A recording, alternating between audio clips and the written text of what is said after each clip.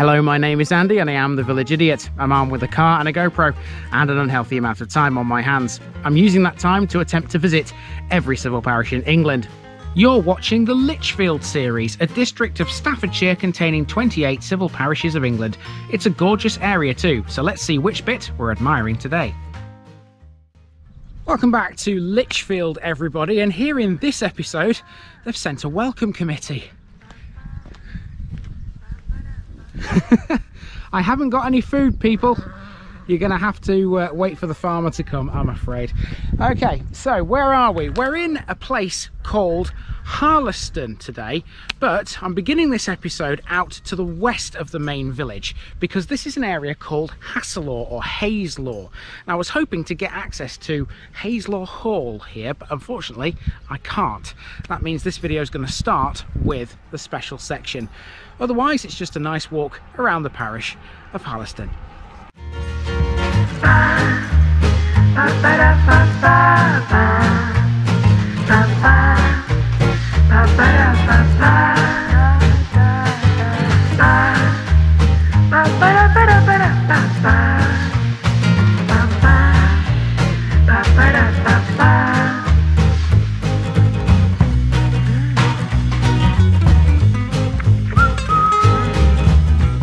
Here's my disclaimer for people who may be watching me for the first time. I say things as I would in my native accent and dialect. As a result, I may not pronounce things in the same way as the locals do. Remember, I'm a visitor. It's impossible to know everything.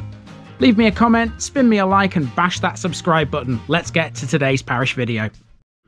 Welcome back to Staffordshire and the lovely little village of Harlaston. This so far has been my favourite village in Staffordshire, but that may yet change because there's many more to come.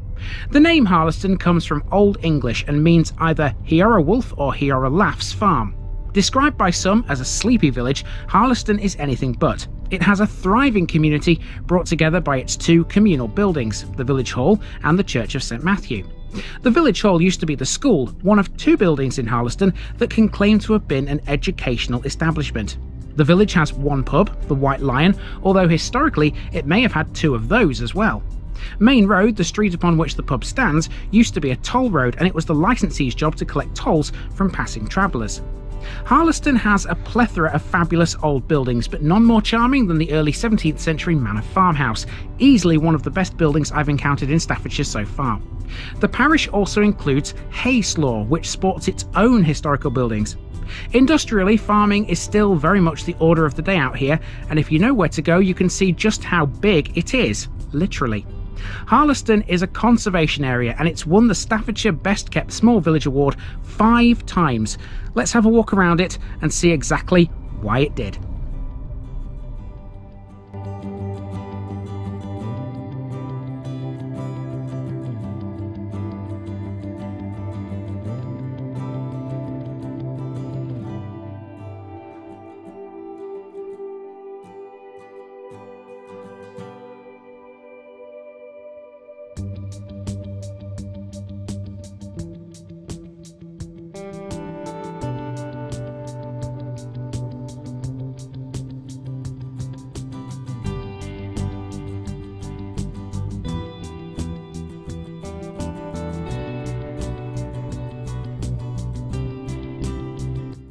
Before we go to the village of Harlaston, we first need to cover Haselour. This is an ancient manor and hamlet about a mile to the south and west of the village.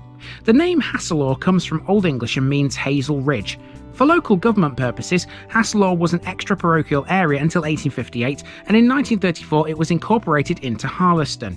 Notable buildings out here include the Grade 2 listed Haselour Hall and its associated chapel. The hall, with its traditional half-timbered Tudor appearance, dates back to the 16th century. The chapel dates from the 14th century and was restored in the 1880s.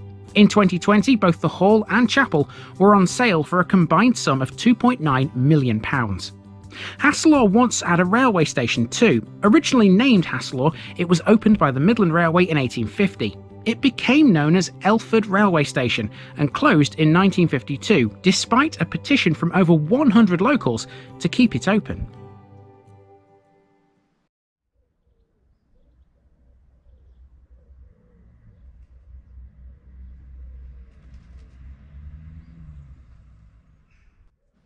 We start on Main Road at the Homestead. Built in 1773, this is believed to have once been a pub called the Whip and Saddle. Here's the current pub, the White Lion, which stands on a dangerous corner on the road to Edingale. Its date of origin is unknown.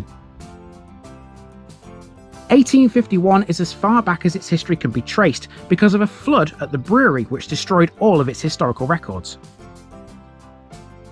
At one time, petrol was served from a pump situated opposite on Main Road. These days, all you'll find is this sign. The White Lion is one of many magnificent buildings here. There are 11 listed buildings in Harlaston Parish, 6 of them in the village. This, madly, is not one of them. I don't know what this one is, but it resembles an old mill. It's opposite a former schoolhouse. That's just out of shot to the left here. It was open until 1960 and then sold in 1968 to become a private residence. Named St Matthew's C of E, it was a church school for both infants and juniors. Here's the church it was named for. Okay, our next landmark is the church. I've just been informed by one of the locals there's a coffee morning going on there at the moment. So I'll do my best to not be in the way. You can notice a parish notice board in front of the church here. Going to stick one of these on it and then we'll go and explore the church next. Hopefully they're all friendly here.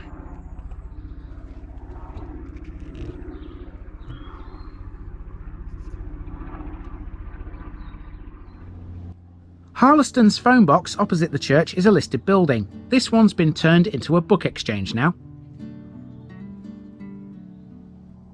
Also listed Grade 2 is the parish church of St Matthew, built mainly of red brick in both the Norman and early English styles.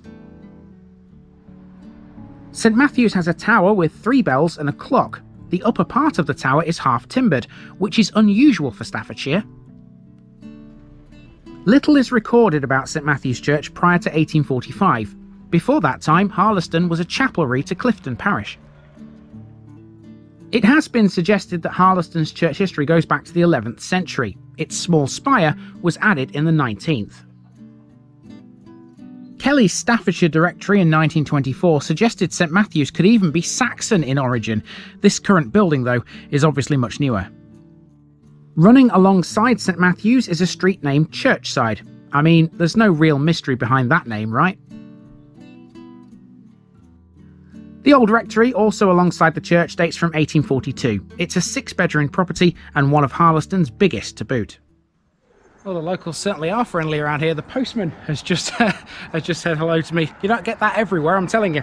Right, opposite the old rectory, you've got this shop. I don't know whether it's open or not. It doesn't look very open.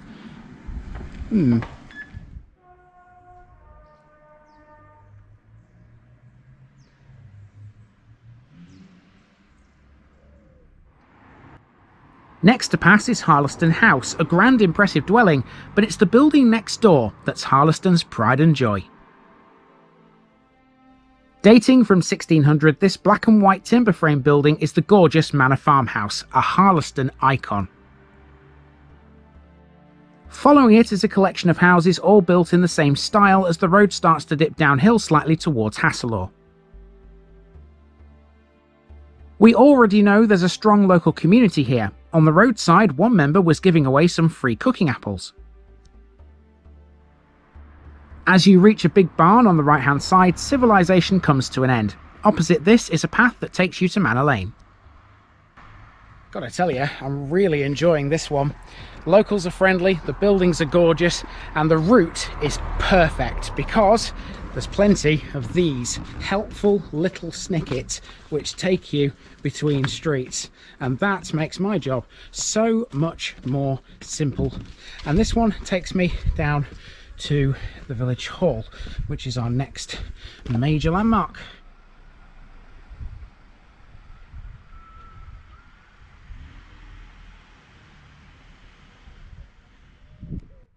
In 1960, St Matthew's C of E School moved from Main Road to Manor Lane. It closed in 1985 and it's now Harlaston Village Hall. The village no longer has a school as a result. The nearest ones for residents now are in Elford, Edingale or Clifton Camville. Manor Lane is wholly residential, a long straight street stretching to Manor Close at the end. It's mostly modern houses and bungalows. There's not really a lot to talk about here, so as we walk up the road, I'm going to throw in a couple more things I found out about the village. The Mees Valley Walking Group meet every Wednesday at the bottom of Manor Lane. The group walk around 5 miles every week. Other local groups include the Harlaston and Edingale Women's Institute and a bowls club, both of which are based at the village hall. Halfway down Manor Lane you'll find a public right-of-way that leads to this cornfield, and you think it's going nowhere. However, it skirts the edge of the field and runs along the back of the village playground. Watch out for the crops though. Let me tell you, it's a good few years since I've been in a field with crops this tall, ones that are taller than me, but here in Harlaston, here they are, massive, absolutely huge, and there is a path down the side of them, but of course I'm having to be careful not to get smacked in the face by them because they're so tall. Anyway, this path eventually runs back to the pub, or close to the pub, hopefully, if my map is right anyway. And of course when we get there we're just going to head back down the hill to where we started, and that will be Harlaston in the books. And you know what, that has been, I think, probably one of the best ones I've covered so far this year, let alone in Staffordshire. I love the place, it's absolutely amazing. And after navigating that footpath, which let me tell you wasn't actually all that easy, we've now arrived back on the road, and here we find a mile marker. Been a while since we saw one of these, a milepost. It's 2.5 miles to Clifton, 8.5 to Measham, 12 to Ashby in one direction. Lichfield's 8.5, Burton's 13.25, and don't ask me to pronounce that top one because I'm pretty sure I will say it wrong. I will save that until we actually get to that one. And we don't have to drive far to get to the next one. Coming next in the Lichfield series is a parish which has 2 settlements, one small, the other much bigger. It has a magnificent church, one of the best in Staffordshire, but the village itself will have to go some to beat Harlaston. I'll see you there in 7 days' time to find out if it did.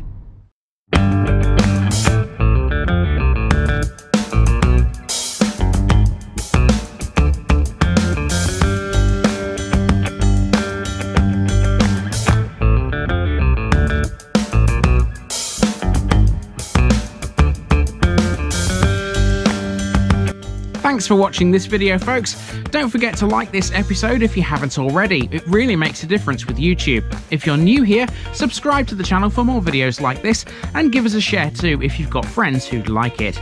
You can find all the links to my social media accounts below, as well as my Buy Me a Coffee page where you can donate to the channel. Also, if you've enjoyed this episode, have a look at some more videos in this series. Until next time, I've been Andy, also known as the Village Idiot, and I'm out.